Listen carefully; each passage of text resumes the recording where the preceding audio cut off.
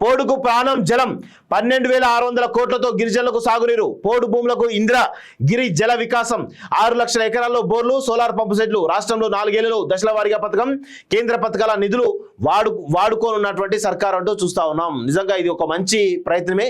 ఎందుకంటే పోడు భూముల విషయంలో ఎప్పటి నుంచి కూడా ఆదివాసీలకు, గిరిజనులకు పోడు భూములు అనేవి వాళ్ళకు ఒక ఆదాయ వనరు తప్ప వేరే ఏది లేదు. ఆ పోడు భూములు ముఖ్యంగా వాటిని ప్రభుత్వం ఇద్దామన్నా కానీ ఇయ్యలేని పరిస్థితే కనబడుతోంది. సో కానీ ఇప్పటికి కూడా వాళ్ళు దాని మీద ఆధారపడుతున్నారు కాబట్టి ఆ పోడు వ్యవసాయం ఏదైతే జరుగుతూ ఉందో దాన్ని ఇంకా మెరుగుపరచాలంటే చాలా రకాల అవకాశాలు కల్పించిన దానిలో ఈ రాష్ట్ర ప్రభుత్వం ఒక నిర్ణయం తీసుకుంది. 12,600 కోట్లతోటి ఈరోజు ఏ పోడు భూములకు సంబంధించిన భూములు ఎవరైతున్నాయో వాటికి సాగునీరు ఇవ్వడానికి ఈ రాష్ట్ర ప్రభుత్వం ఒక నిర్ణయం తీసుకుంది. సో దానికి సంబంధించి చాలా కీలకమైనటువంటి నిర్ణయం తీసుకున్నట్టుగా తెలుస్తుంది. పోడు భూములకు ఇంద్రగిరి జల వికాసం పేరిట వాళ్ళు ఒక పాలసీని తీసుకొస్తా ఉన్నారు. సో దానిలో ఏ విధంగా ఉండబోతుందో ఒకసారి మనం చూసేట ప్రయత్నం చేద్దాం. గిరిజన రైతుల పోడు సాగుకు చేయూతనివ్వాలని రాష్ట్ర ప్రభుత్వం యోచిస్తోంది. రాష్ట్ర వ్యాప్తంగా పట్టాలు ఇచ్చినటువంటి పోడు భూముల్లో సేద్యానికి అవసరమైనటువంటి సాగునీటిని అందించేందుకు ఇంద్రగిరి జల వికాసం పేరిట కొత్త పథకాన్ని అమలు చేయాలని ప్రాథమికంగా నిర్ణయించిన సమాచారం. ఈ పథకాన్ని బడ్జెట్ సమావేశంలో ప్రకటించే అవకాశం ఉన్నట్టుగా తెలుస్తుంది.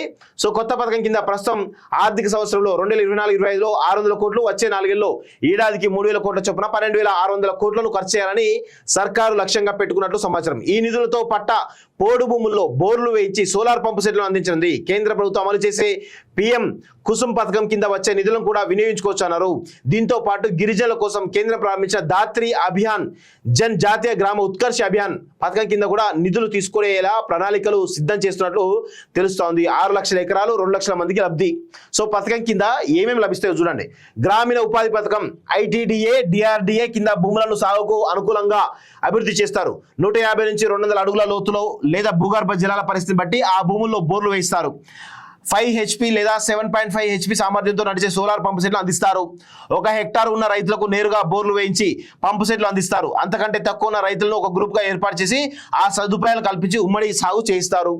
సో నిధుల కేటాయింపు ఖర్చు ఇలా ఉండబోతుందట.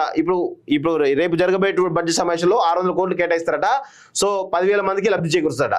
ఇట్లా మొత్తానికైతే 12,600 కోట్లు కేటాయిస్తారట వచ్చే 4 ఏళ్లలో. దానికి 2,10,000 మంది రైతులకు ఈ సాగుకు అవసరమయ్యేటువంటి అన్ని రకాల అవకాశాలు, సాగునీరు అన్ని రకాల అవకాశాలను కల్పించే అవకాశం ఉన్నట్టుగా తెలుస్తా ఉంది.